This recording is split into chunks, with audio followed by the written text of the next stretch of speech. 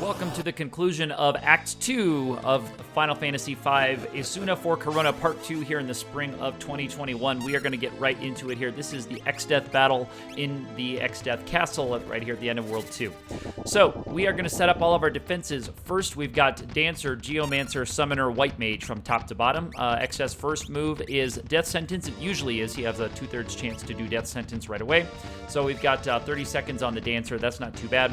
So, we're setting up all of our defenses, and you're going to see a lot of menuing here because I have to be pretty careful about what I cast and in what order. So there'll be a couple of thinking times here. This battle does force you to be reactive, which is makes it one of the more fun battles in this game, is that you do have to be reactive. And when you have good character classes for decision making and strategy like the Summoner, it makes it a lot more interesting. There's a lot of parties where this battle is just kind of hold A and pray. And this one lets you to kind of back and forth a little bit. You can do some healing, play defense a little bit, go on offense, kind of go back and forth. That moves the Dancer up to the front row pretty nice. I did everybody in the back row coming into this battle. And the Dancer is hardly the worst character to have dragged into the front row. And so here we go, cha-ching, but couldn't get the sword dance there. Obviously, that's what we're looking for. So right now we are in Titan mode. The Golem protection will do very well for us to start. I could go into casting Blink on everybody, but later on I'm going to be relying a lot on things like the Reflect from Carbuncle in the second phase of this one. And with the damage readouts as they are from Titan, I'm fairly confident that I can get him into that second phase where it's a lot easier to defend against his stuff because it's all single targeting. That I'm not bothering too much with the blinks and the shells. Now, the Gravity 100 right there means that Earthshaker is coming up. He has kind of a branching AI pattern in the first phase here, and one of those choices he can make is the Gravity 100 Earthshaker. So that's a good one to look for. Also, another one you want to watch out for is Zombie Breath. If you have any characters who are lower in hit points, Zombie Breath does a bunch of damage to everybody, and if it takes somebody below 0, it turns them into a zombie. If they survive the hit, then they will be okay. Now, I'm putting Shell on here because the Gravity 100 signals that Earthshaker is coming. So that tells me I've got something that I can protect myself with Shell on. Shell is good for protecting on a lot of stuff, but directly, I know Earthshaker is coming. There it is. I got Shell on 2 characters, and you're going to see I paused it to look at the printouts, and obviously it halved the damage for the characters who had Shells on. So he gave me a signal there, and that's what I'm talking about, the reactivity, the interaction that you can have with Exdeath here is important. And it's fun when you do have the ability to decide, ooh, it's time to put Shell on now because I know he's going for that. So obviously I've got Cure 2. Don't have access to Cure 3 yet, or don't have access to the biggest stuff that I want. So I want to make sure that we can do as much damage as we can. I guess I did use the Cure 2. I chose to there. So Titan is still going. We're trying to get him into that second phase where all he will do is critical attacks, vacuum waves, and also the single targeting Aga level black magic spells, the elemental stuff.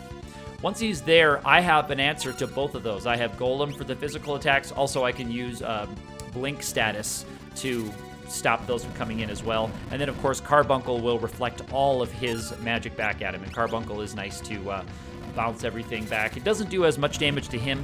When things get reflected, their power gets cut in half, or their overall damage usually is about half. It's not quite that way, but that's generally how it works. And then he has good high magic defense, so his stuff doesn't do as much to him as it would to us, but that's okay. One of the ways you can really amplify, by the way, black magic spells is if you have Reflect on everybody, if you all target your own party, it will hit for, it'll get cut in half, but then multiplied by 4. So you can actually kind of do double damage-ish. And again, this doesn't exactly work with the final printouts of damage, but it's more or less that way. I believe it's the multiplier that gets cut in half, so it's not actually the final printout. So here's Zombie Breath. Now, we're definitely going to have a zombie. Here's where I look, and so you can see we got less damage on those characters down there, and then we have a zombified Dancer right there. Now, one good thing that can happen is that zombie can tank all the hits that they want. So it's kind of nice if you do get some attacks or magic thrown at the zombie there right away. They can just eat it. But of course, there's the Revivify or the Holy Water or whatever you want to call it for the zombie recovery item. So we got that taken care of. Dancer is back. We're going to be getting pretty close to that that final phase. So I'm trying to get these last couple thousand damage. Exdeath has a little bit under 33,000. It's 32,768, I think, off the top of my head. It's something around that. And when he goes below half, I think it's below 16, then he starts to do the double targeting stuff. And that's the first signal that we are in that phase right now.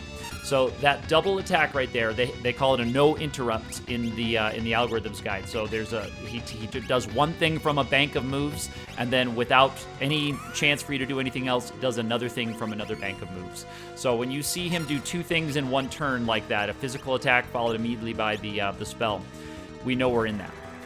So the good news is everything he does is now single targeting.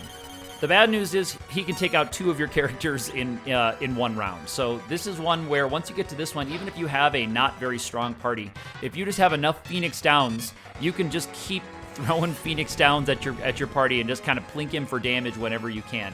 The risk of zombie breath, the risk of Earthshaker, all of that is behind us here. So Carbuncle will reflect all the magic back at us, and as long as we keep Golem up, the physical attacks won't hurt us either. It's too late for me to cast Blink on my characters now. The time to do that would have been earlier, but again, you're sacrificing offensive power when you have all those actions because you can't put Blink on everybody in an area effect. You've got to sacrifice 4 actions to put 4 Blink statuses, which can also be removed by them going down to Zombie Breath or something else, something similar. So there was a reflected Ice 3, and then the attack immediately onto Ferris. So we saw that happen. Here we've got, I tried to put Golem back on, but Golem will not cast. This is the unfortunate part of Golem. Golem's hit points have to be totally depleted before you can refresh Golem. This is unfortunate because it's a hidden counter. Now you can calculate what it is. It's based on the caster level, I think. I don't often calculate what it is. I usually try to estimate it when I'm watching a battle. I try to get a feel for, ooh, it feels like Golem might be gone now. The only way to tell for sure is to have the enemy hit you with an attack and have it take all the damage, which is, in this part of the battle, not what you want to do. You don't want to be taking too many hits, especially if Golem is gone and he decides to do a double physical attack, he could take out 2 characters completely if he gets good hits on them. So I don't want that to happen. It wouldn't be a battle ender if he did. I'd still have 2 characters who could revive them, and then we could put the Golem and the Carbuncle back up. Carbuncle you can refresh, I believe, if your reflects are not there, but you also have a visual indicator if your reflect status has expired. You can see the flashing color will change. Shell has that green color, and reflect has the blue color that you can see. I know my capture frame rate is not perfect here, so it's kind of hard to see the flashing, but there you saw them change from blue into a green color. That means reflect is gone.